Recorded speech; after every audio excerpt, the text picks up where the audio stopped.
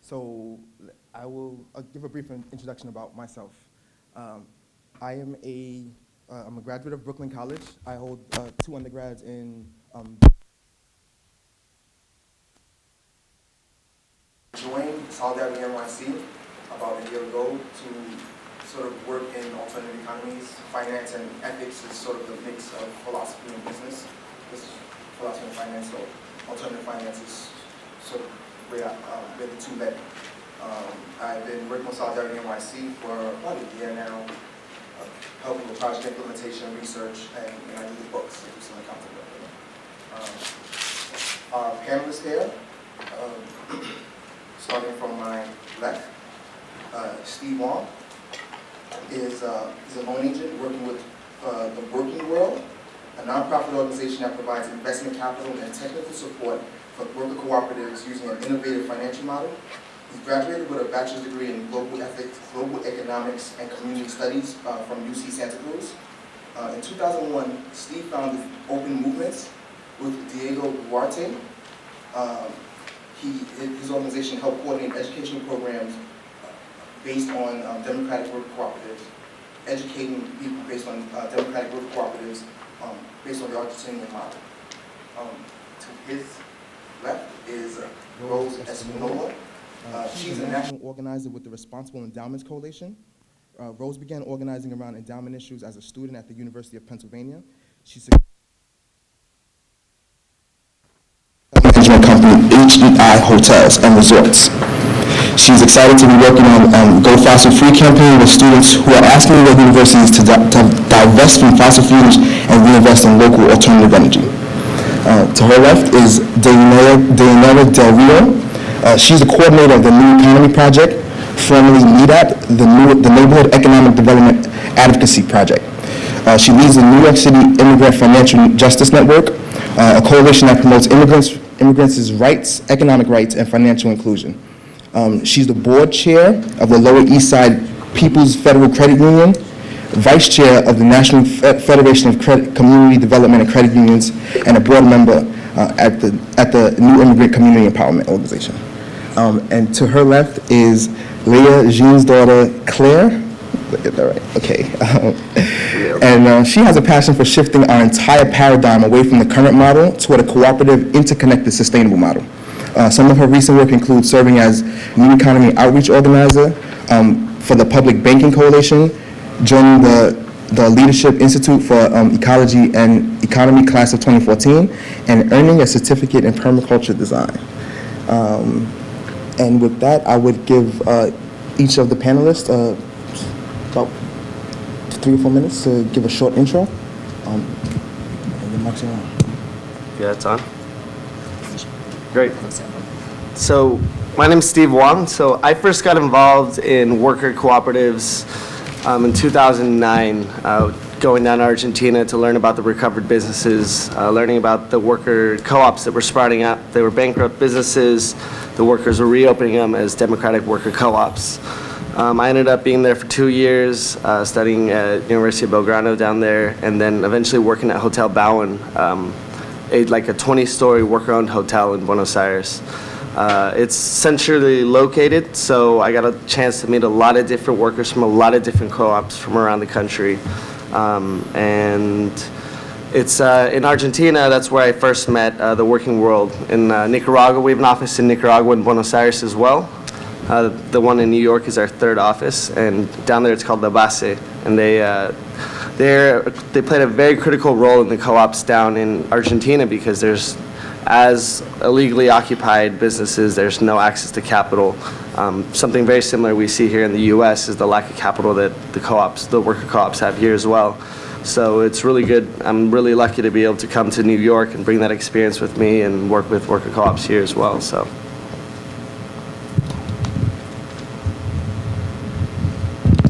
Good morning. So my name is Rose. I work with the Responsible Endowments Coalition, and like Kenneth said, I started working on endowment issues as a student when I realized that my endowment was invested $15 million in a company with labor rights violations. And we really weren't thinking about alternative economies yet. We weren't thinking about where did that $15 million that was divested go when it was divested. And so now I'm working at the Responsible Endowments Coalition. We do both divestment and reinvestment work with some shareholder work mixed in. And our big campaign right now is the Go Fossil Free campaign, which we've been working on for the past couple of years. We work with a coalition that includes Energy Action Coalition, the Sierra Student Club, and 350.org.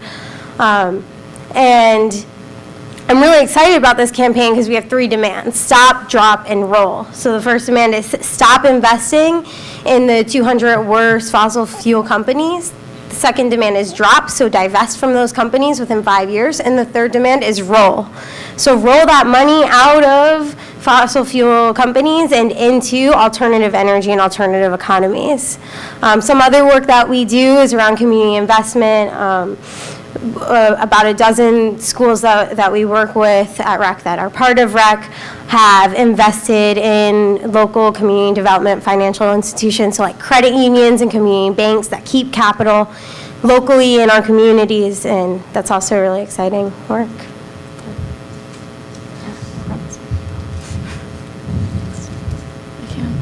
Hi, good morning, everybody. So as Kenneth said in my introduction, I wear a couple of different hats, so I apologize in advance if any of it gets confusing. I'm going to try to be clear about it. But I do a lot of work with community development credit unions, and for those that don't know, those are not-for-profit, community-owned and controlled financial institutions that help local communities keep capital in their neighborhoods. As Rose was saying, they also, we'll talk about that a little more, I think, during the session today, but they're really serving and were organized by residents in communities that have been abandoned and completely disinvested in by banks and other mainstream institutions. And so a lot of my work is strengthening and supporting those they tend to be smaller credit unions to survive and thrive in the existing economy that we have. And so through my board service at both Lower East Side Peoples, which is here in New York City, and with this umbrella organization, the National Federation of Community Development Credit Unions, we're doing this across the country in rural neighborhoods, low-income neighborhoods and cities along the border areas of the country. What we do is a lot of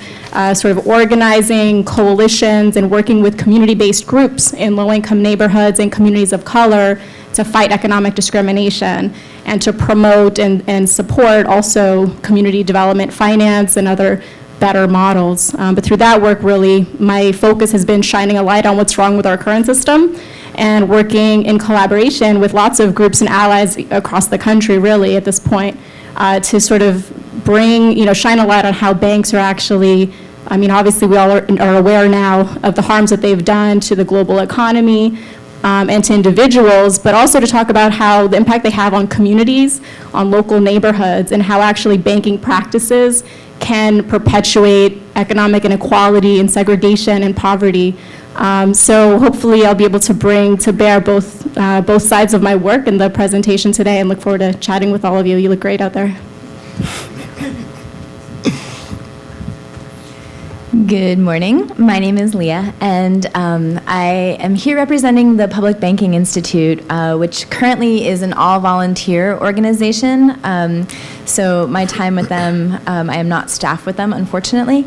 And so the Public Banking Institute exists right now mostly in terms of doing research and education around public banking, and we just launched the initiative of the Public Banking Coalition, which we are wanting to roll out resources like a roadmap. We just actually created a roadmap and presented that at our Public Banking Conference 2013 that happened in June, so that in local organizations, the coalitions, local public banking coalitions, of which there are anywhere between 15 to 25 of scattered across the United States at this point, have a template, a boilerplate as to how to go about actually seeing a public bank come to fruition. Now this is pioneering ground because how many people here have ever heard of a public bank? Okay, you are the exception. In most rooms, maybe one hand would go up, right? But we are very we are very privileged in the way that of how educated we are here around alternative economy issues. And so most of the population out there has not even heard of public banking. And so one of the things is to change that, to let people know that they are not a new or anomalous institution, that they actually have existed here in the United States. One actually does exist here in the United States, the Bank of North Dakota, and they exist all over the globe. How they function, how they work, and how they can actually fill in some of the gaps and transition from a private banking industry that lends 97% of our economy to the populace at interest-bearing debt, to an economy where we not only recapture that interest, but also look at where that money is being injected into the economy, and injected not into financial services, not into real estate, but injected into projects that actually serve the common good.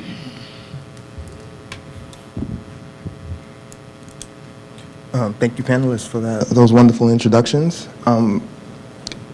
I want to go into the ethics, because each of you spoke about particular problems and ethics as a role in banking and finance and loans. So can each of you go into your personal ethics as well as your work ethics in the banking and finance system? Start with you, Steve. So for us, ethics in finance, for us it's a little more than simply just making finance a little bit more ethical. From what you guys probably already know, that finance has done a tremendous amount of harm to our global economy and so forth. And for us, it's not so much making finance ethical, it's actually taking it and flipping it on its head. So right now, the way finance is used, it's used to create as much wealth as possible for the financiers and so forth. So the way we see it, it's not just creating more ethical, but taking it and making it a tool instead to build as much wealth as possible for the communities instead.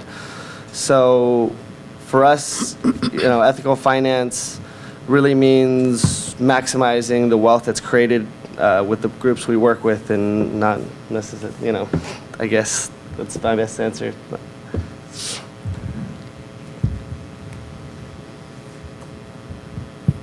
So I think ethics is sort of this really heady word, right? And ethics is just about the way we see the world.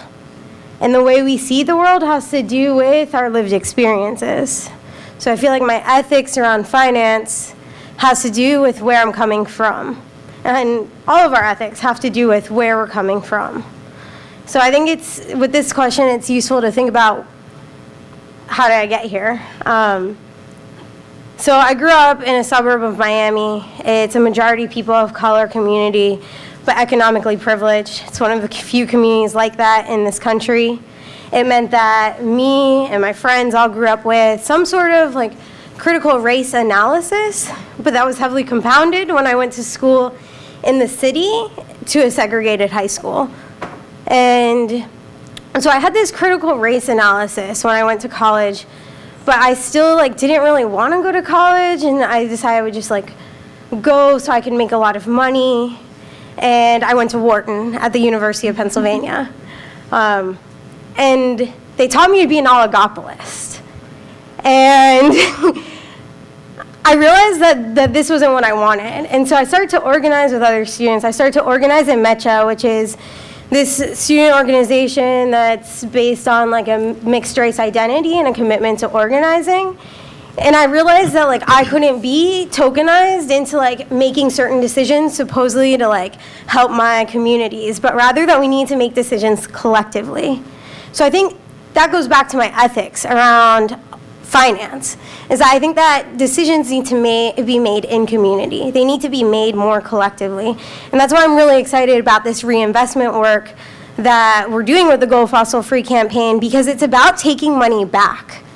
It's about us having the power to having power over money and having power over the people who traditionally have power over money. So students at different schools are starting to say, we're working with frontline communities, and these frontline communities, what they're asking for is to put 5% of the endowment, or a certain part of the endowment, oftentimes it's the students that are saying 5%, into alternative energy and alternative economies. Sorry.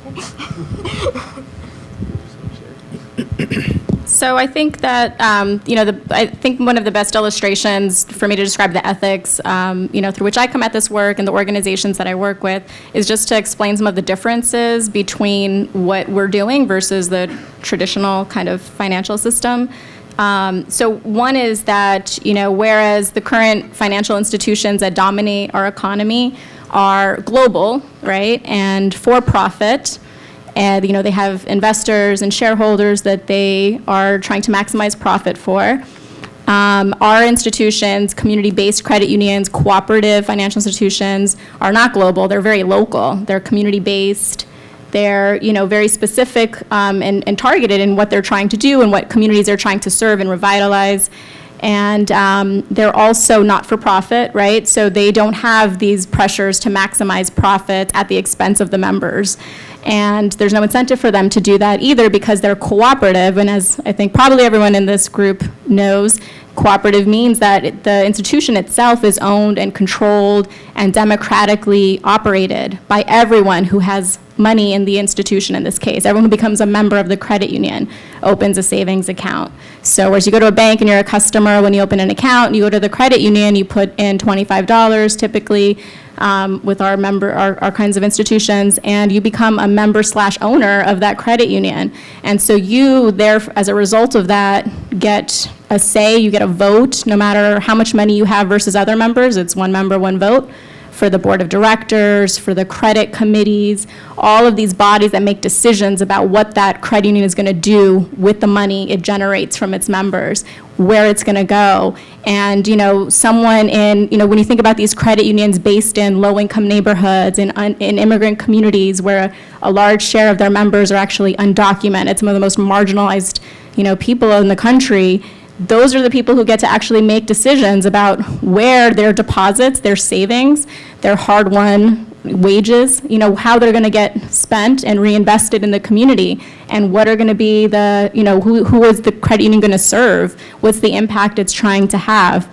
So, I think that all of that speaks to the ethics of finance. Finance is supposed to be something that actually creates economic opportunities for people. It's supposed to facilitate an economy that we believe should work for people and communities, as well as be ecologically sustainable versus being extractive and taking money out of low-income neighborhoods, and siphoning it out either for profits for shareholders or to reinvest elsewhere in more lucrative and often ecologically devastating or economically devastating projects. So that's the approach through which these institutions come from. And it all sounds really beautiful, and I don't want to overly romanticize it. So hopefully, if I don't bring it up already, I hope someone will ask me about the contradictions in this work, because there are a lot. But those are the ethics, and that's the starting point from which all of these institutions that I'm talking about at least come from.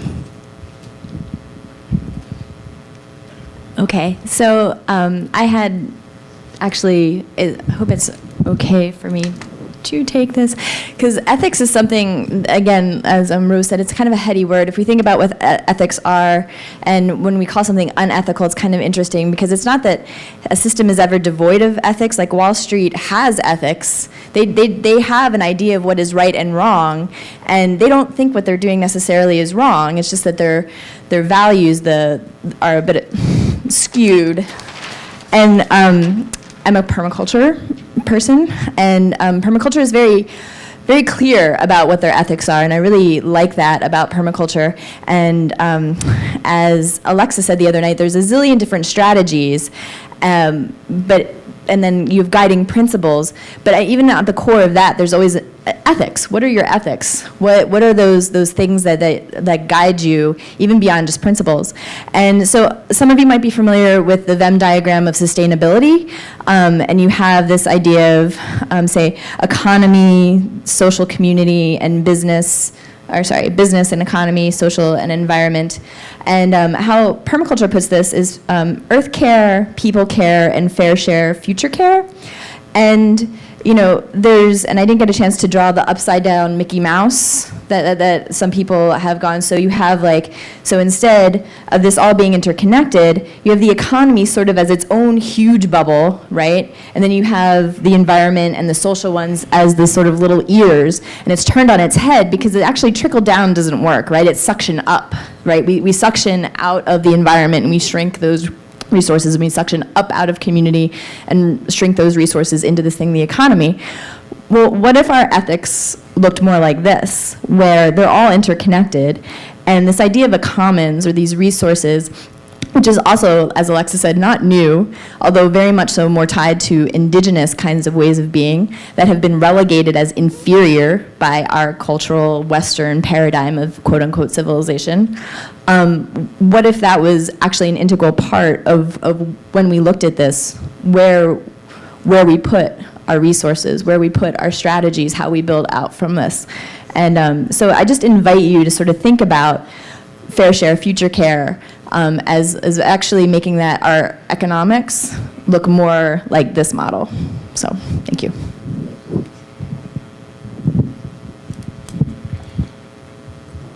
Thank you. So building off of that, each one of you also talked about community and the impact your work has on community. So can each of you go a little deeper into the impact your work has on the communities that you work with, not just numerically, but sort of the experiential change, social changes that you've seen through what your work does? Starting with you. So the working world invests primarily in just worker-owned businesses where all workers have an equal share of the equity inside the business, and they all make decisions democratically through assemblies. Now, this doesn't always mean that the co-ops we work with are always 100% transparent or that their democratic processes. There's obviously co-ops with stronger and weaker democratic processes. And how our model works is before investing in any business, we always ensure that the cooperative votes in the investment and everybody's on the same page with it. And our assembly, our internal assembly will vote to approve the investment as well. And we've learned that model, that back and forth that we create with the cooperative, it really ends up oftentimes opening up the democratic process within the businesses. A lot of the workers that we've spoken with after we've invested in them said, hey, look, I never even got a chance to look at the books of the business. So through our process, we already have that ability to help nurture a democratic process inside the co-op. So that's one big way that I see that our work affects the people that we work with most directly. In other way as well, in a more broad and general manners, we only invest in worker-owned businesses, and a big pro to that is that building businesses where the wealth is owned by the communities where these businesses are set means that these businesses won't close down and just take their money and go elsewhere. You saw that. So one of our biggest projects is with New Era Windows. It's a worker co-op windows factory. It went bankrupt in 2008 for exactly one of these reasons. The owner, even though he was making millions of dollars, he was shoveling it off into Canada, trying to open 2 other windows factories, and he ended up bankrupting the factory and closing it. And now we get all these phone calls from people. They say, hey, is my Windows warranty still okay? At Republic, we say, no, actually, the boss closed the factory and went and opened another one elsewhere. So we always tell people, hey, this is a worker-owned business. That's not going to happen here. These workers are going to stay here. They're going to keep their jobs. And that kind of model tends to keep the wealth within the communities where the businesses are, which is what we need. There's one more thing I want to say. Another thing we've seen a lot is, this is kind of like romanticized as well, but a lot of, when people start to get to make decisions in co-ops, there's a sense of empowerment that happens, but we've really seen a lot of cooperatives. In Argentina, for example, we helped start a recycling co-op where workers were just literally picking up bottles in the street. Now they're recycling computers, they're fixing computers, and try to give back to the community. They reopened like a computer lab where they train students in the neighborhood how to use their computer. So we've seen businesses grow, you know, as they grow and the workers get more involved in the business, they also feel that they need to give back to the community. Okay, I saw your hand go up first. Is the etymological origin. Charity is from compassion and solidarity is from money. That's super interesting. Does somebody want to add to that? Can you speak up? Yeah, I mean, think of charity is actually giving something, whereas solidarity is kind of reciprocal. So if you gave to someone, it comes back towards you in another form, possibly, but there's a give and take to solidarity, whereas charity is more unilateral. Or so solidarity means that like we all don't have the same struggle, but that we have separate struggles and there's some intersection. So a lot of the work that we're doing at REC, students understand that like their oppression is different from the folks on the front lines or the most directly impacted communities, though there is some overlap. There's students that are coming from directly impacted communities. But what that means is that frontline communities are setting the demands. So the Go Fossil Free campaign started when students from Swarthmore went to towns in Appalachia that were being destroyed by mountaintop coal removal and said, we need to do something on our campus. And we can't just talk about it. We need to actually organize in a strategic way that's going to hit these companies where it hurts. And so there's this understanding that like we have to do something, but that you all on the front lines are taking the lead, and that's the role that communities are playing. At the same time, this is about collective liberation, right? So youth, like whether we're students or alumni from different institutions, we're realizing that we don't have power over how our institutions invest their money, and we're realizing that we're part of these places that like our education is being financed or was financed by mountaintop coal removal in Appalachia. And so we're also taking power in this way.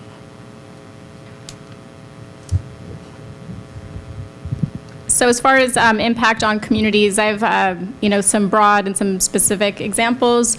I think one thing just to emphasize is that a lot of people that come into this work of it's called alternative finance here, or in my case I would talk about cooperative finance.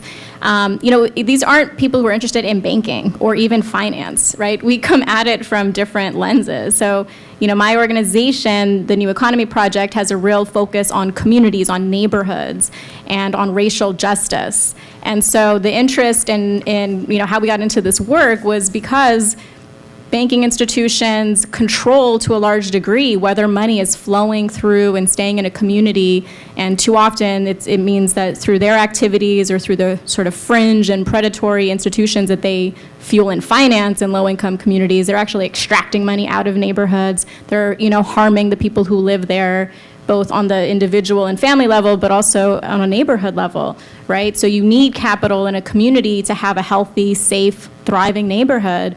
Otherwise, without capital, without financial institutions, what can't you have in a community? I'm going to take Rose's lead and make this a little interactive to wake us all up. What can't you have without capital in a community? Businesses. Where are businesses going to get money to start up or to expand, to buy inventory, even just very basic needs like where do you go and deposit your cash during the day? You need a local branch, generally, if you're a business, right, to operate and to be successful. What else? Infrastructure, right. What else? Loans, right, all kinds of loans to people who live in the community. Affordable housing, right? I mean, it affects everything, a tax base for that community.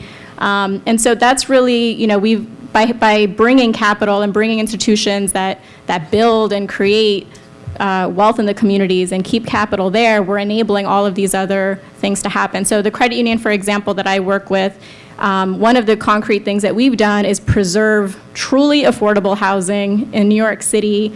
by supporting these low-income, they're called limited equity or low-income housing cooperatives. And the name here in New York City, we call them HDFCs, Housing Development Fund Corporations. And what they are basically multifamily, cooperatively managed housing units where people, very low-income people, actually get to stay in places like the Lower East Side and throughout Manhattan and all of the outer boroughs that are including in gentrifying neighborhoods, because these aren't this is like housing that's taken off the sort of market. This isn't speculative housing. This isn't something where you can flip that property and make a ton of money.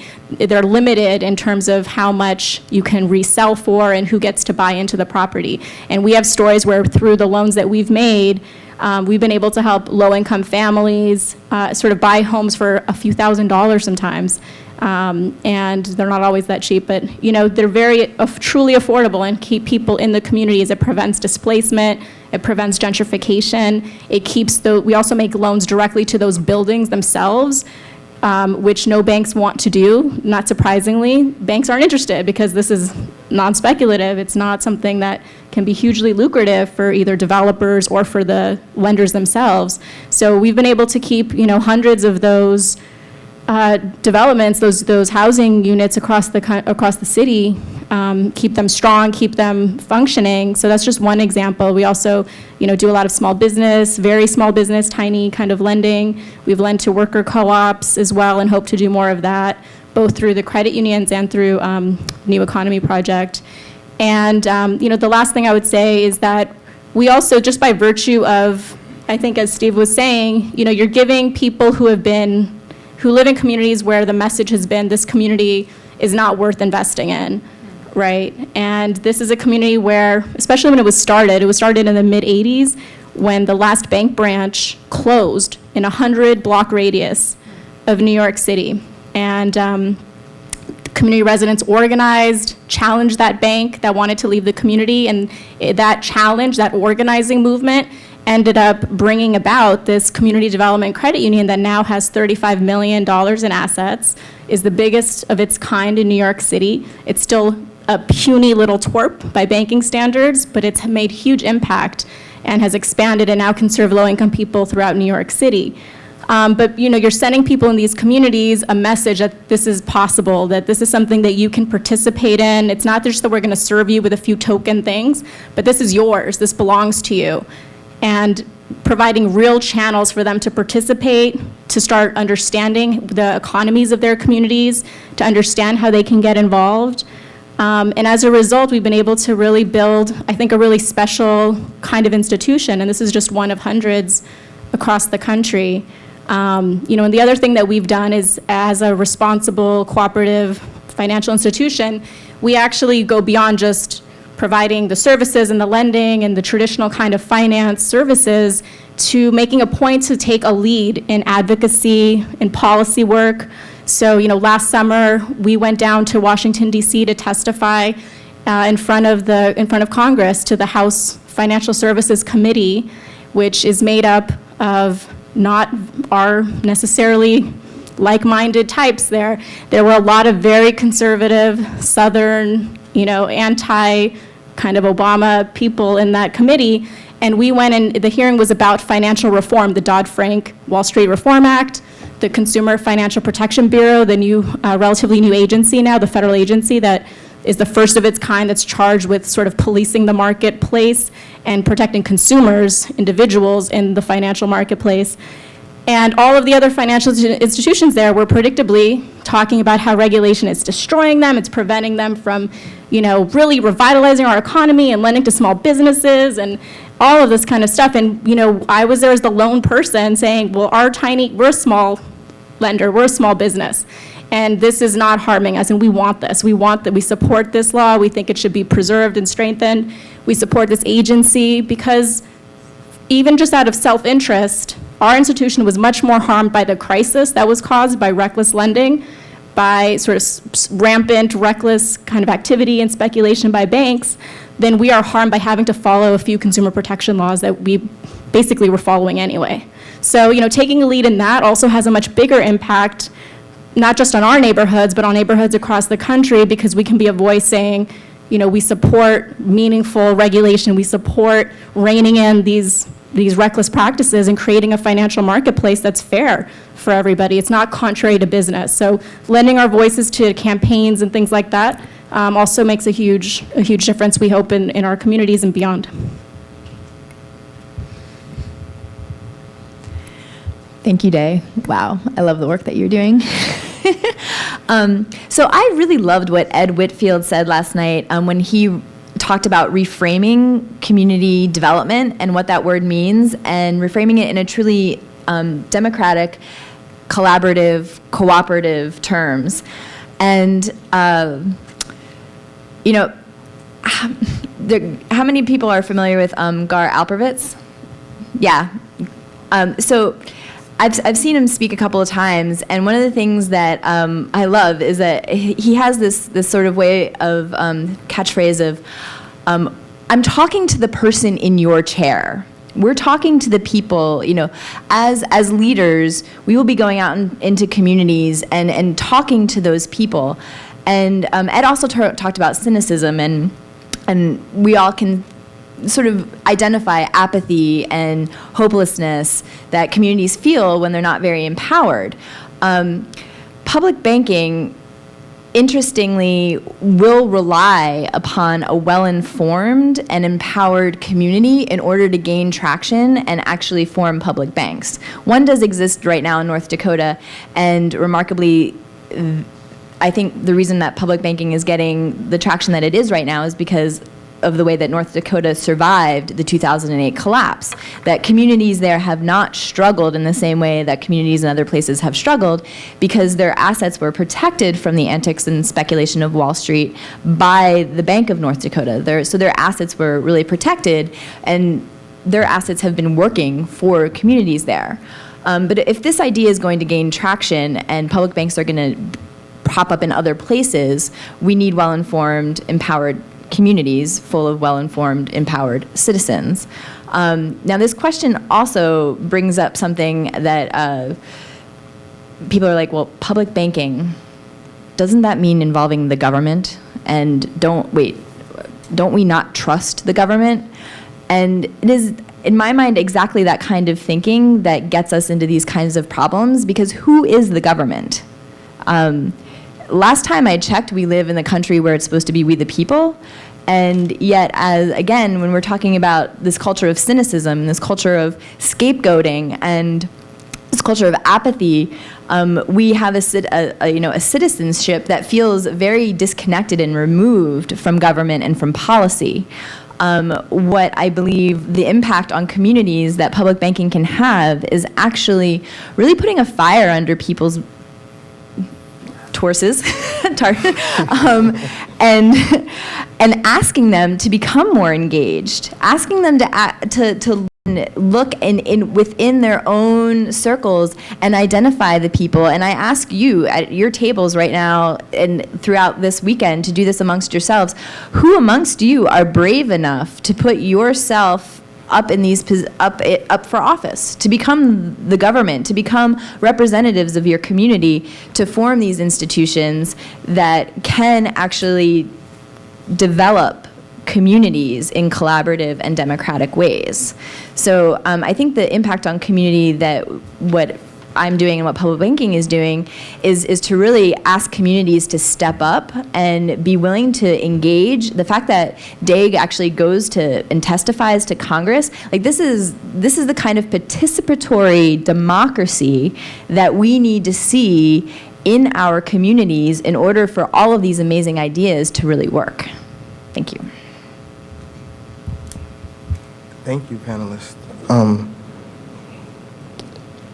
So piggybacking off of that, you each spoke about hindrances in the work that you do. Can you go into specific setbacks or blockades in the specific works and areas that you function in?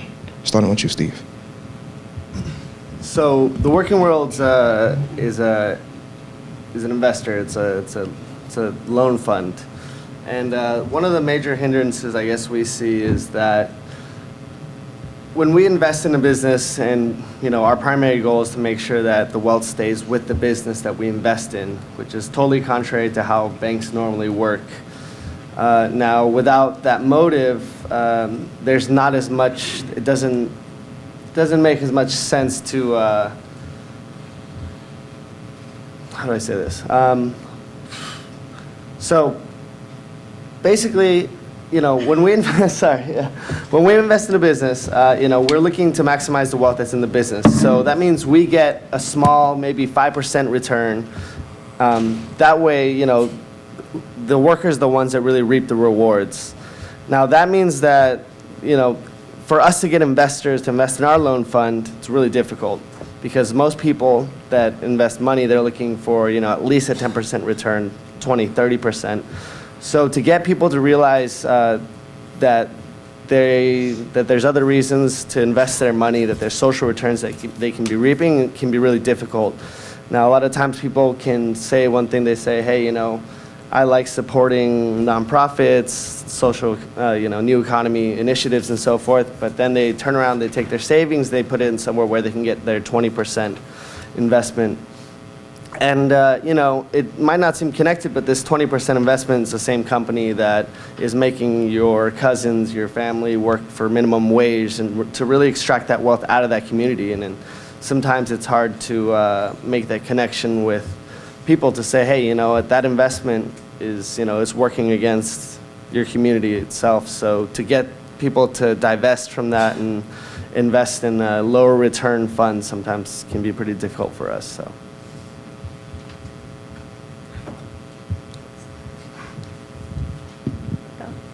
So who's heard of the military-industrial complex?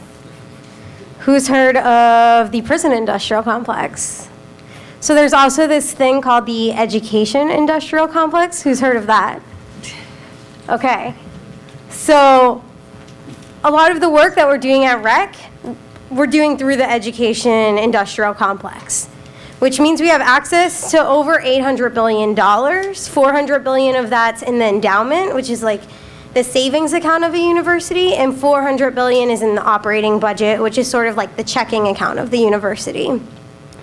And so this is a hindrance because maybe part of our vision of a more just world is that we're not going into debt, that tens of thousands of dollars to get an education, or that we're like getting an education in more participatory spaces. Yet we're using this education industrial complex to make real change. So I think it comes back to like what are our organizing principles, or like what do we believe is change. And so for me, like I think that change is when there's real improvements in people's lives. I think change is when like there's actually a shifting of power, so that it's not the same people making better decisions, but rather people with different positionalities, people with different identities coming to make decisions. So in spite of having this hindrance, I'm really excited about the work we do because there is real change, there is a shifting of power, and we realize that we are becoming more powerful. And I think it comes back to the saying that the Zapatistas say, that change is like a snail. It goes lento pero seguro, slow but surely. Mm-hmm. So we know we're getting there, but we can't just abolish money in one day. And do we even really want that? Like, we can't organize in our perfect world. So like we're organizing towards our perfect world. So the organization, my organization, New Economy Project, one of the challenges that we're having, because we are, in addition to doing all of the bank challenges and that kind of work that I focused on earlier, we also are working with local worker co-ops, with groups that are trying to develop community land trusts in the city, and other kinds of new economy models. We're trying to strengthen and support those through a range of things, including developing new financing models.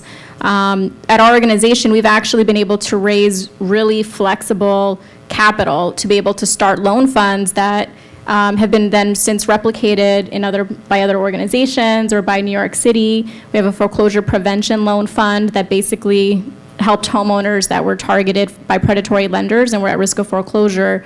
And what we do with that money is use basically a very small amount of money, generally no more than $25,000, as leverage to pressure the lenders to write down huge amounts of mortgage debt that homeowner has and to get them into a sustainable loan. That's one example, and that was replicated by the city. We have a loan fund right now for dreamers, for young undocumented immigrants that are applying for deferred action. This status that President Obama announced last summer that gives undocumented immigrants brought here as children the chance to sort of adjust their status temporarily with renewal, hopefully, and be able to get work permits and social security numbers, be qualified for college, local, or in-state tuition, and creates other economic opportunities for them. And we're planning to scale that up if comprehensive immigration reform happens so that we can help support other immigrants that are going to face huge financial barriers if a law passes that gives them a pathway to some sort of legal status or citizenship. So, we're trying to develop all of these models and more and do policy work and other things around these new economy initiatives that we're really excited about. One of the challenges is that there's so much sort of time and resources spent by us, by our partner organizations, responding to the current economic system, right? And I think many groups in this space can sort of sympathize with that we want to do the hard work of re-envisioning a new economy. We want to put our time into really working with institutions to help figure out new ways to bring capital into communities and to, support healthy, safe jobs for people and so forth. And it's really hard when you're fighting legislative battles all the time. We have one here in New York where every year the check cashers in New York State, we have to fight off their attempts to make usurious payday loans. They want to make, 300, 400% interest rate loans. They want to open the door to those in New York State. We're lucky we don't have those here. People are looking at me crazy, like, what are you talking about? There are lots of states across the country where you have these neon signs for payday loans and fast cash, and these are all very short-term, like 2-week loans.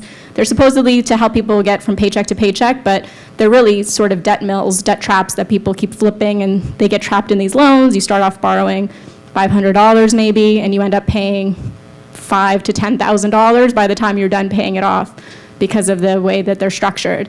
So anyway, they're trying to there's lots of payday lending types and even some of the big banks that are involved in this that are trying to bring that into New York State. And we spend a huge amount of time with our coalition partners fighting that off. And that's just one example of, I could give you 10 or 20.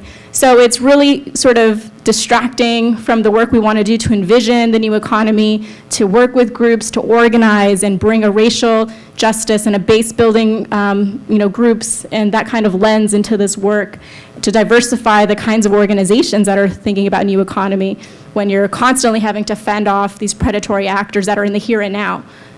So that's one challenge. And then I would say from the credit union angle, these community credit unions, huge, similar to what I think others have said, you have fewer resources because you're trying to provide the greatest benefit to your members and to your community. We're operating on small margins. It's really hard financially to do all the work we want to do, to get the word out, to, get people to know about us and so forth. And then also through regulations that the credit unions have to follow, because when you put your money in the credit union, the federal government insures and guarantees that 100%, which is a great benefit, right? It builds confidence in the system. It's good for all of us. But one of the downsides, or not one of the downsides, one of the in reciprocation, the credit unions have to follow a whole range of regulations, which is good. But some of those regulations are very conservative and traditional, and it doesn't allow the credit union to be as creative and as flexible as, a loan fund like the Working World or like the one that New Economy Project is starting. So there's restrictions, and so even if we can come up with more creative ways to bring capital, to make loans to worker co-ops and others, right now it's something we have to deal with. It's harder for us to do based on the existing kind of framework that credit unions as traditional lenders still have to follow. Thank you. So first of all, I want to start with a little bit of reframing. and again, I'm going to talk about permaculture because I love it. So one of the principles in permaculture is the problem is the solution. And some of you might have heard this talked about in the whole Chinese character for crisis is also opportunity. And so I would like to, as we go along this weekend, actually think about all of these problems that we're talking about, or hindrances or challenges, to really try and put on the lens of where are the resources for solution embedded within that problem, and embedded within even just asking these questions of what these problems are. And to that end, I talked a minute ago about the impact on communities being this idea of engagement and a new model of citizenship in some ways. And so one of the hindrances is actually a lack of education and a lack of insight on how banking works. And so, but this is also a great opportunity, and it's one of the things that I love about volunteering for the Public Banking Institute, is that I get to talk to people and educate them about how banking and the financial monetary system in the United States actually work, and in the world actually works, and talk about how the current system, private, too big to fail, is a complete disservice, and what some of the alternatives are.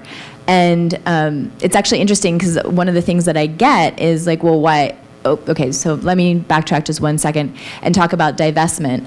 I meant to say that in the community impact part. Rose has talked a lot about divestment for academia, and we can also look at that in terms of our municipalities, our counties, and our states. Huge amounts of both the sort of savings accounts, what they have in sort of rainy day funds, oftentimes is what they're called, and then their checking accounts, revenues, taxes, fees, all of these deposits constantly going through, and expenditures, lots of money. And people are, really looking with the Move Your Money actions that happened last year. People started asking their public officials, can we move our money out of Wells Fargo, and for example, in Santa Rosa, where I live?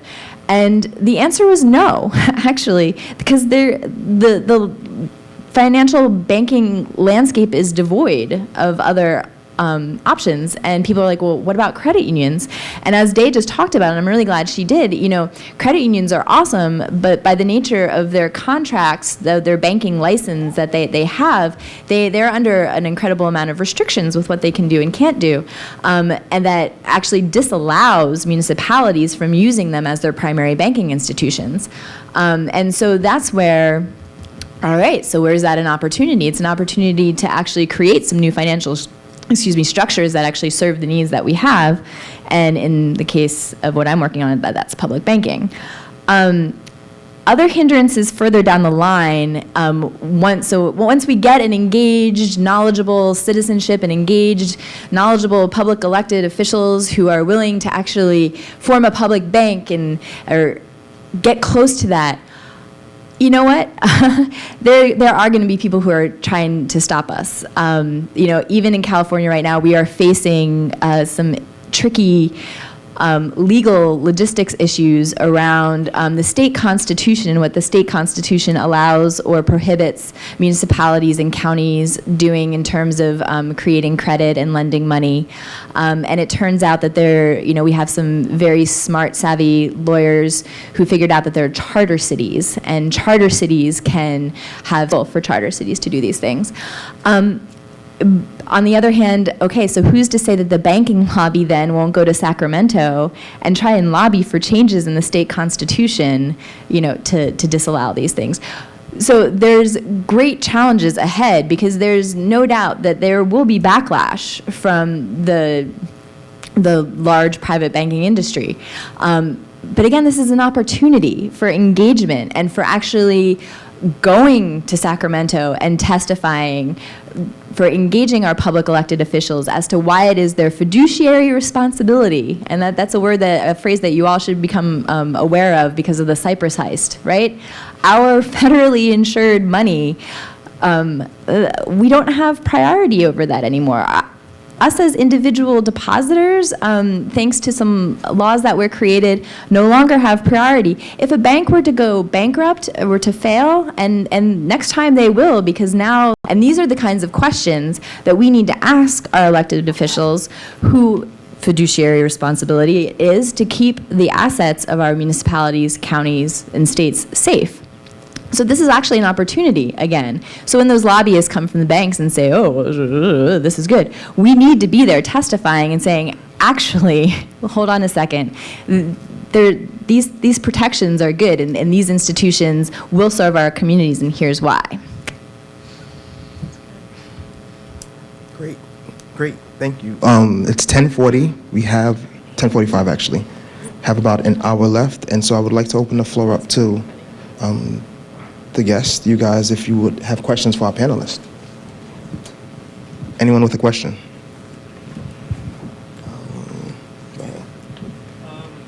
As someone who's creating I'll bring the mic around.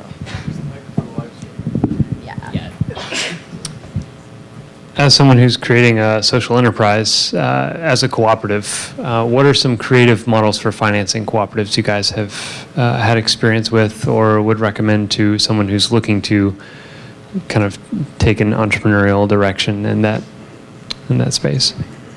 Yeah. So the working world, we have a really interesting investment model for worker co-ops. When we started in Argentina in 2004, 2005, the first starting point was, hey, let's look at how we can help these worker-owned businesses. But in reality, we said, how do we do that in a way that will never take wealth away from these businesses? So the way we do it is our investment model is through what we call like a zero-debt, non-extractive model. And how that works is basically the loans that we give out, the investments that we give out, they kind of work something in between investments and loans. There's really no financial vehicle that looks like what we do. That's because none of our loans are collateralized by personal property, and they're only paid back with profits from the projects. So we act investors in the sense that we're along with the co-ops the whole way, but we don't get paid unless the project is profitable. And then it's, so through that model, that's a pretty innovative cooperative finance model that I've seen. That's just one of many other options, I guess. Can you clarify what you meant by getting paid back on the project profit? So you're just investing in it? So yeah, we're like equity. We're like investors in that we put money in, but we take zero equity. So how it works is, basically, we have a good idea of what, so I'm not really in charge of the structuring myself. I work most directly with the workers and organizing their business structure and facilitating their democratic ownership or whatnot. But basically, how it normally works is the business doesn't start paying us back until they're in the black. And that's, for example, like profit above what they were already making. So how it normally works is when we kind of set a benchmark with the co-op and they agree, hey, okay, this is how much profit we're making right now. And then when we invest in the project, we wait until we see growing profits. And normally how we'll do is we'll split that profit, maybe sometimes 50-50, maybe sometimes a little bit different depending on our conversations and our agreements with the cooperatives. What about for startups, the initial capitalization? So for startups, for example, like New Era Windows, which we just invested in earlier late last year, how it works is we're not taking any repayment for the first 2 years of the loan for the most part. Then we review it and see if the business is where we have a conversation with them, see if the business is where that we all think is a safe place and a good place, and then we're going to start taking payment then. So Steve, you mentioned that one of the challenges, the sort of this alternative community-based finance, is that since you're willingly taking below market returns, it's hard to attract big investors and significant capital. That seems like a pretty structural challenge. I'm wondering what you see as some possible, and this is open to any of you, what you see as some possible sort of solutions for overcoming that and kind of scaling up this approach. So there is a movement for more investors to be willing to cope with smaller investments. We've seen a movement of interest for people that are looking for just inflationary returns and so forth. Definitely the scaling the size of our loan. Once our loan fund's large enough, we'll be able to cover a lot more of our administrative costs. We get better at what we're doing. We're loaning faster, turning around our money faster. That helps as well because we can collect more. There's a movement as well for PRIs. So foundations are starting to invest their assets as well in loan funds such as ourselves, and that's a movement that could help bolster the size of the loan fund as well to help us reach those levels where it's sustainable. There's also a lot of partnerships that our organizations working with some partners such as Days and potential like the Lower East Side Credit Union. There's potential for other investors to partner with us.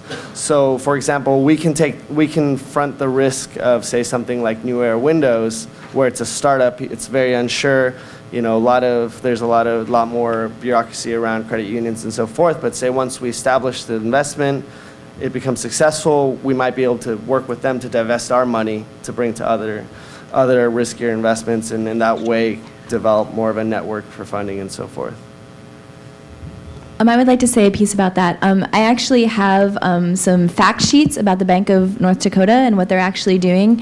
And so public banks could be, and in the case of North Dakota, actually are a wholesale bank, so not necessarily a retail bank where you go and do your checking, but actually be a wholesale bank and provide loan funds or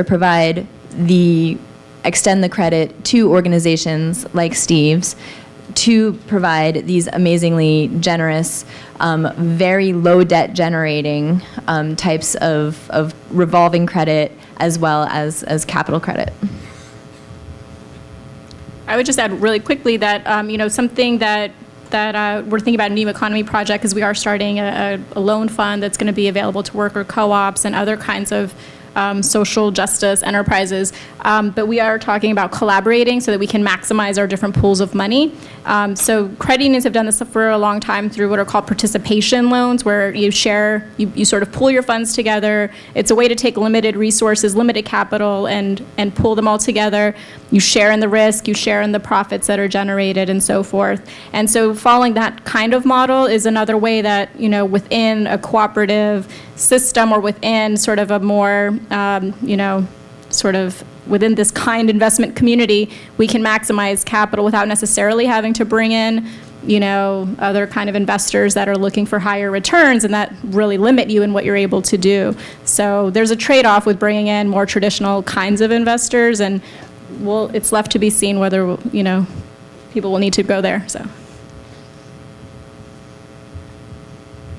So with the reinvestment piece of the Go Fossil Free campaign, we're dealing with this question of when you divest from fossil fuels, how do you reinvest and still get the same returns?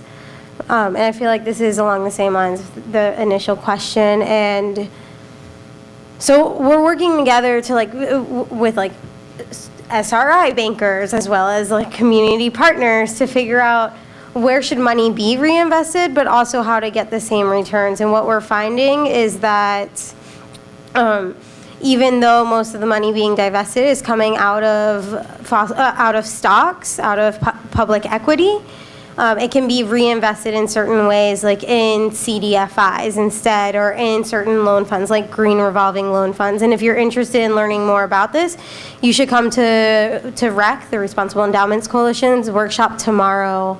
I think it's in the afternoon. I think there's more questions over there. Who has the microphone? He has a mic. I have, Wong. Earlier you mentioned, or you hoped somebody would ask about the contradictions in some of the work you were doing, and I was wondering if risk in investments was part of that, and Steve, you brought that up.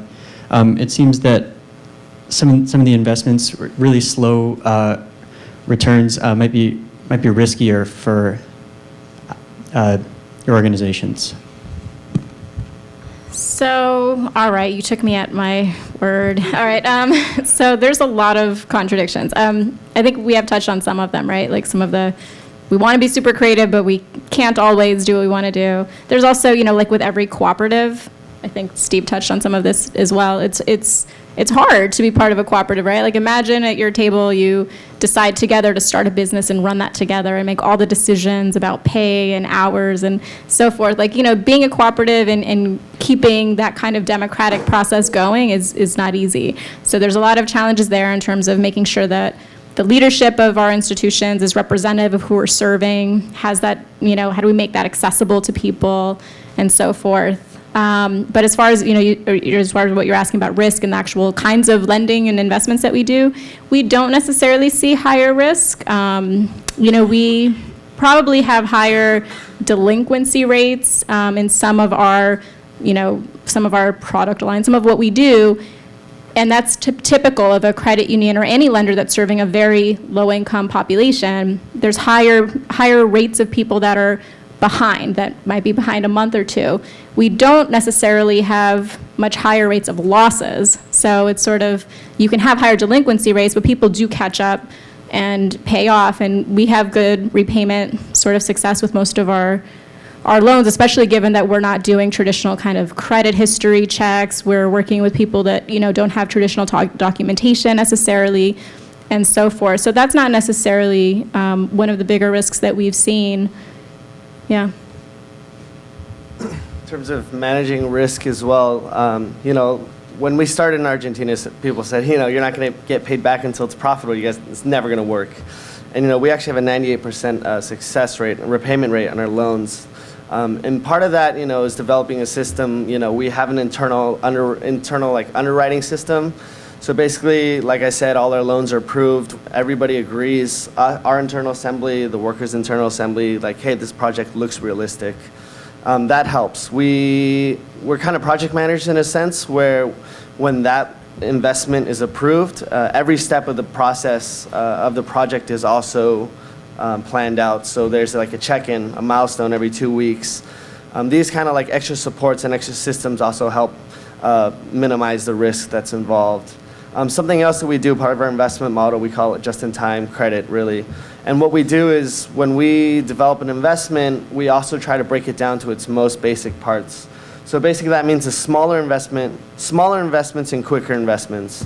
So that means, say, if you want to, build, you want to buy the special, there's no a regular cake first. So we'll give smaller investments, wait till they pay off, and then we'll roll out a second one usually. We're on the 50-something loan with some of the co-ops in Argentina. So by minimizing the size of the loan, we can also diversify more as well. So it's a good strategy that we have to make sure our projects work out. Oh, over here. So you guys were talking a lot about, it's more like a fundamental question of interest and how it plays out in both the old and new. And so interest kind of, I always feel, wears two masks. One is kind of debt and extractive, and then the other in the new economy as more profit and enriching. So could you talk about that kind of back and forth of seeing it once as debt and then once it's internalized in the community, how it could be enriching, if you've seen anything like that? Thank you so much. You read my mind. I was just sitting up here thinking about how I didn't talk about interest. So as I said before, 97% economy interest-bearing, debt-infused. Traditional finance model, you're looking at rate of returns. I'm up here sitting here listening to all of this very traditional finance speak around risks and rate of returns. And again, I ask you to look at this model and rethinking interest and rethinking our economy to what is return?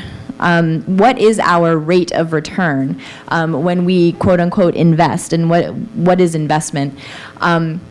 So definitely interest, there's this extractive, this very toxifying way in which interest actually draws resources out of a community and sends it away someplace into, people's mansions somewhere or something, instead of actually working towards building a commons. So let's look at a model of perhaps even creating debt-free money. And complementary currencies are already doing this in some ways and doing this sort of pay-it-forward approach where, when you earn complementary currency in a system, there's no interest on that currency. You're not paying it back. In fact, many of the complementary currency systems include some sort of pay-it-forward where you actually have a very time-limited money. We were talking about this earlier, money that expires. Well, yes, actually, because we want it to consistently flow through, and money just being a way of a technology, a very neutral technology, if we want it to be, to just move resources around from one place to another because that's what they need to do. And so the interest thing, though, there's a way in which, yes, debt-free money in our economy is necessary in order to pay back that interest, because if you're constantly just compounding and aggregating and accumulating interest somewhere, that relies on infinite growth in order to be able to remain stable. And we live on a finite planet, and so post-growth economy perspective, Tim Jackson, great book, highly recommend. And then there's the steady state economy people. They're kind of working on the same, looking at how this interest-bearing economy that relies on turning more natural resources into commodities, that relies on turning more social, relational interactions into transactions, that is the only way to grow an economy in order to pay back all this interest. So we're constantly extracting and monetizing. We need some debt-free money. That's plain and simple what's going on. But the interest isn't entirely necessarily bad, right? Because as you take something and put more value into that something by touching it, by making it beautiful, by inventing a new something, you're adding value into your community. And instead of returning some of that value into a private shareholder's pocket somewhere, if we return that into a commons, so if the interest, say that a business pays back to a community loan fund that was wholesaled by a public bank, that interest that eventually comes back to the public bank goes into a general fund that then can be used to create more commons, that then can be used to update the efficiency and the health of a watershed and a public water utility. So these are the kind of ways that we need to be thinking and reconceptualizing our notions, our traditional finance notions of investment, risks, return, interest. Can I add something real quick? So our organization, we're making a move to actually not even call interest anymore. In reality, it's a profit share because, if the project isn't profitable, they're not paying us back. So in reality, we're really taking a share of their profit to help cover this profit share of this 5% return. So we're trying to change the language as well, and we try to, we find a lot of resistance when we, first-time co-op borrowers, they're always like, whoa, interest, Like, well, first of all, 5% is amazing. You're not really going to find this anywhere. But second of all, we were trying to reconceptualize it. We try to explain, hey, you know what? 2% of this is really to cover the loss in the community. Right now, except for in the U.S. and Argentina, Nicaragua, all of the money that's in the loan fund has cycled through the fund at least once. So that means it's gone into the hands of a co-op, it's come back. So in reality, this is all money that they have, they have a stake in, that this isn't money we try to say, hey, this isn't money that, it's not our money, it's your money. This is money that's gonna go back out to the business. So by covering this profit share, you're really protecting your own capital as a community to help ensure that it can be lent out to the next business and so forth. So these conversations really help as well. Yeah, and I would just briefly add that, one of the things that we've done with the loan funds at New Economy Project, because we're not a regulated credit union or institution, if a credit union told their regulator, the federal agency that oversees the credit union, that they were going to start making loans with no interest, that wouldn't be well received, right? So that's one example of the restrictions that they're under.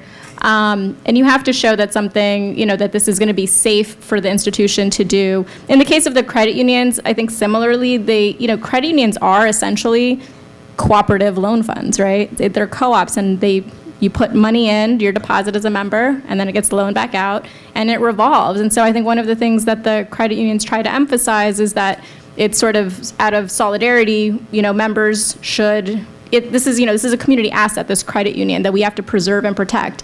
And paying back a loan, helps keep that institution, it helps it survive.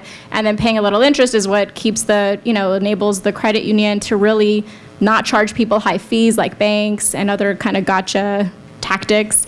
But it's supposed to be a predictable, sort of fair way that you can measure one loan versus another and make a choice. And then that little margin of interest is what the credit union uses for its operations, to keep its doors open, pay its staff, and so forth.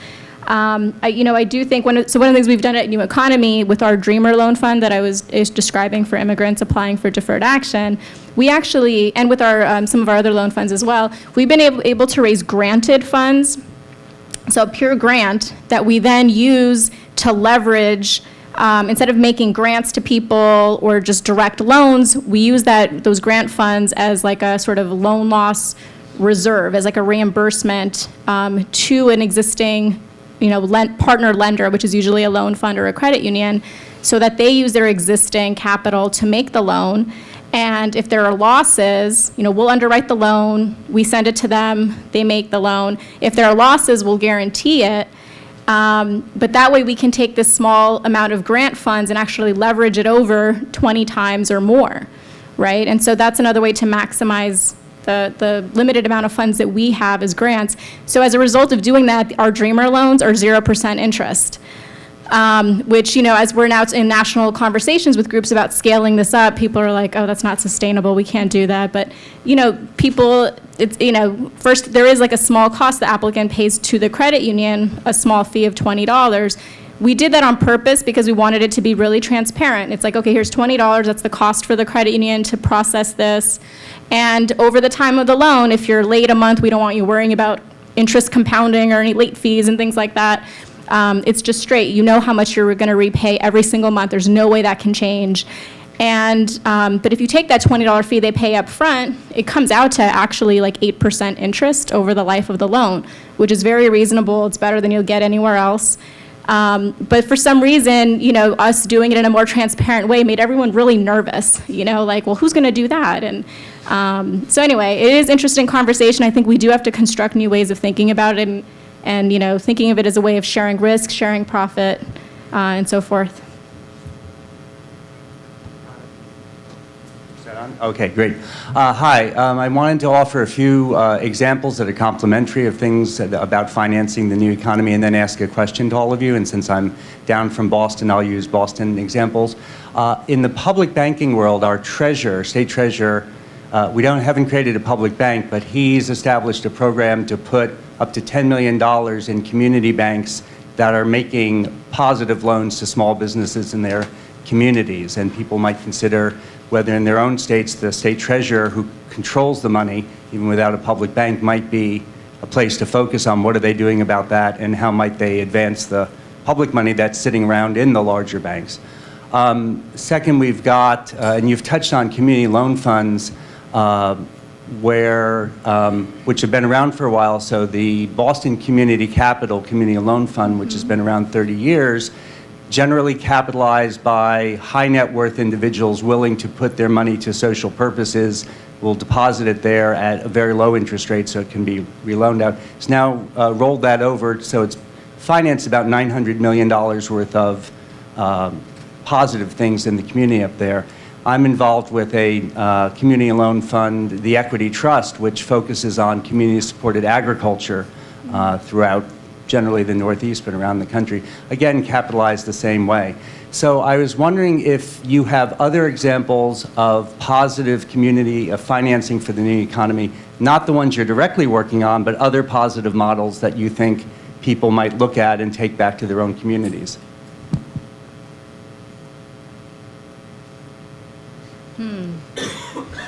I was going to say, I would have said Boston Community Capital, which is doing really interesting work, including working with with an organization there called City Life, Vida Urbana, and they're doing really interesting work with that group, which is defending against foreclosures and doing these standoffs at foreclosure auctions. And they have this lender. I would recommend looking that up, but I think we have a suggestion. Well, so just in terms of creative, problem is the solution things, the city of Richmond, which is in the East Bay in California, is actually looking at eminent domain laws in terms of how to stop the flight of wealth out of their community via the high foreclosures. And there's, lots of clouded titles and all these things that have come up around securitized mortgages and foreclosures. And so that could be something that you could take back to your community if you live someplace with a high, wealth flight phenomena via foreclosures, is looking look at what the city of Richmond is doing and if it could be applicable where you are in terms of eminent domain. Yeah, and there are also lots of worker co-op loan funds. So there's probably Steve has some better resources for how you can find them. But there's the U.S. Federation of Worker Cooperatives has a loan fund. They probably have, if you check out their website, might have resources. But there are different loan funds either in existence or starting specifically to support these worker-owned businesses. And sort of structured to meet that model and to respect that structure of the business. So that's, there's some other models like that.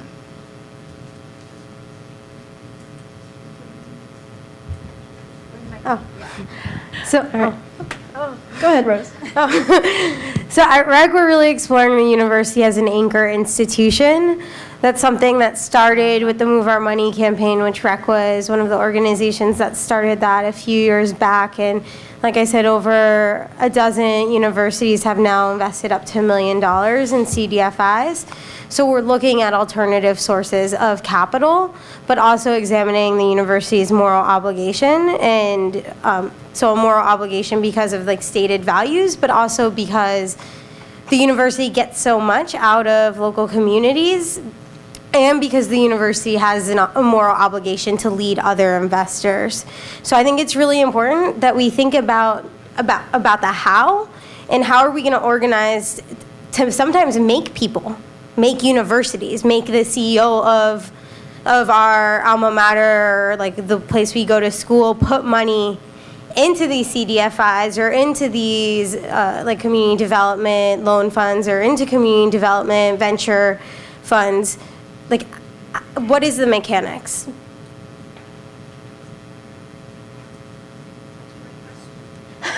My question leads right off of what you were saying about obligation, and kind of links to both the advantages and the disadvantages of defining community as a geographically local thing.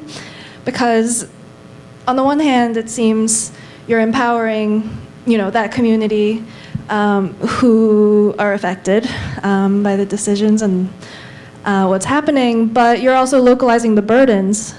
So I'm thinking about this revolving loan fund at the Portland State, at the State University in Oregon, where students attend school for free, but then once you graduate, you then repay into this fund to fund your the future students at your school. So, what used to be done through taxes and redistribution at the national or state level is becoming localized and privatized in a way. And I wonder if we're letting people off the hook, certain players and institutions off the hook who should be obligated to help. So just wanted to hear your reflections on that.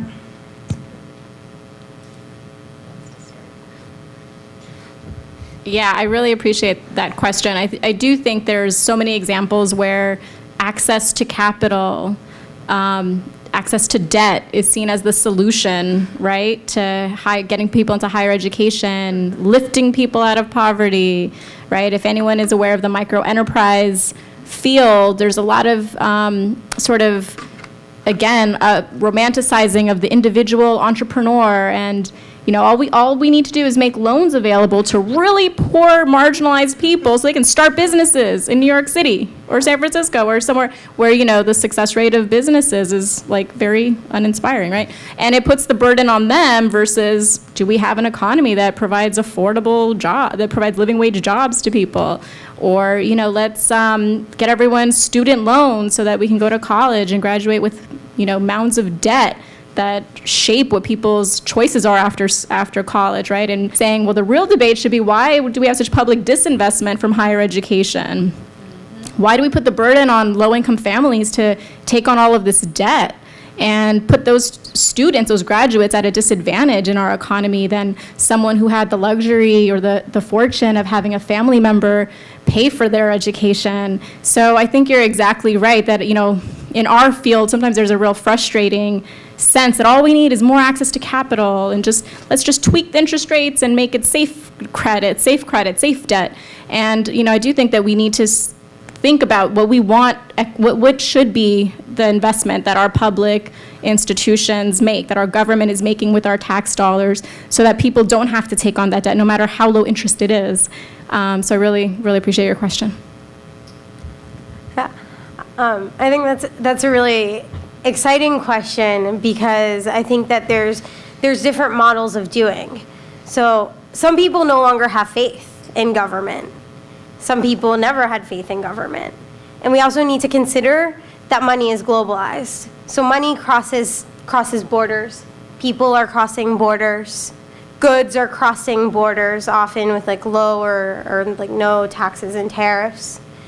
And so that can make it really hard for us to hold our government accountable. And at REC, we're taking political routes, but we're also taking other routes. So in terms of political routes, we've been doing some work around political spending.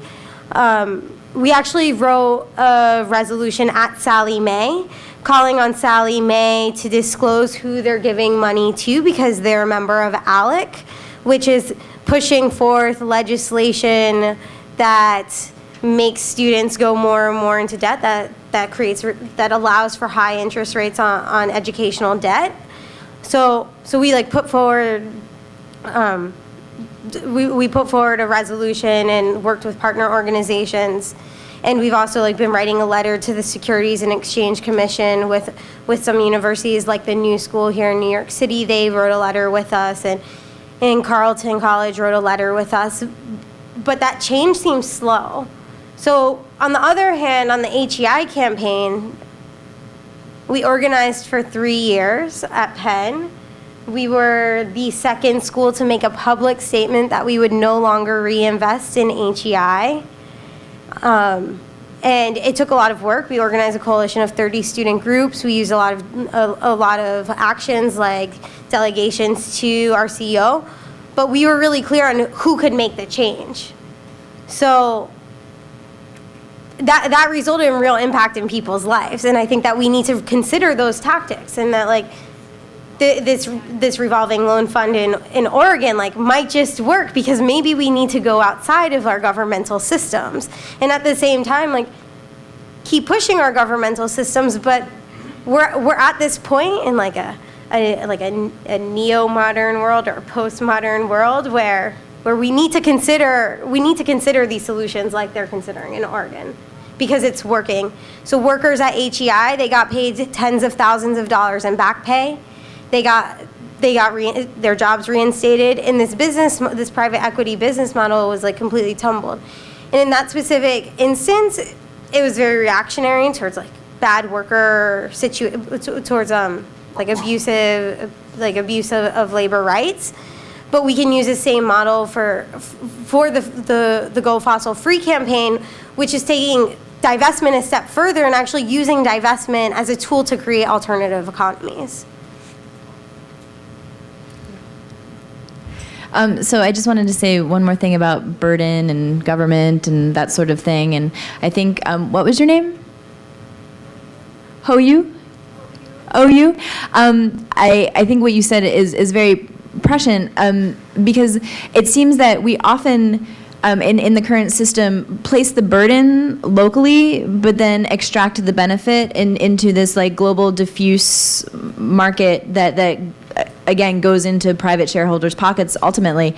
And so I think that there's this way that people have come to look at it as a burden because it is extractive, but there's, as Rose pointed out, there might not be anything wrong necessarily with this sort of pay it forward or pay it back system, but then looking at the cost of, well, why is education so expensive? Where is there collusion between university chancellors and big banks and taking out these crazy capital appreciation loans and all of these things that are create inflating costs?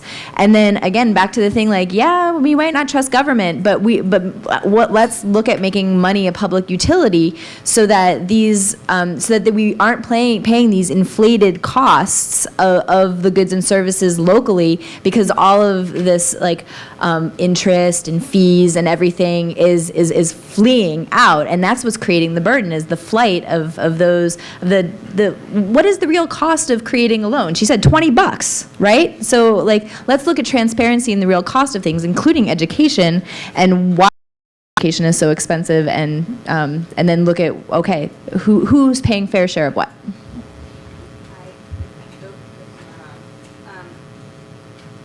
So we actually need to be done. I know there was a little confusion about when this was closing since we started a little bit late. We are ending 15 minutes late because we started 15 minutes late, but we got to wrap because everybody's coming back into the space from the other panel. So can you guys give a huge round of applause to all of these wonderful folks?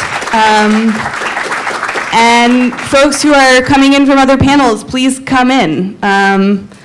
And maybe if you've been in this room all morning and you want to stretch your legs a little bit, Drew is going to be up here in just a minute to talk a little bit about what just happened and what's going to happen moving forward. Thank you. I have handouts, so if people want to take more information or take information home with them, I'll get them out and take them on the floor over here. And just look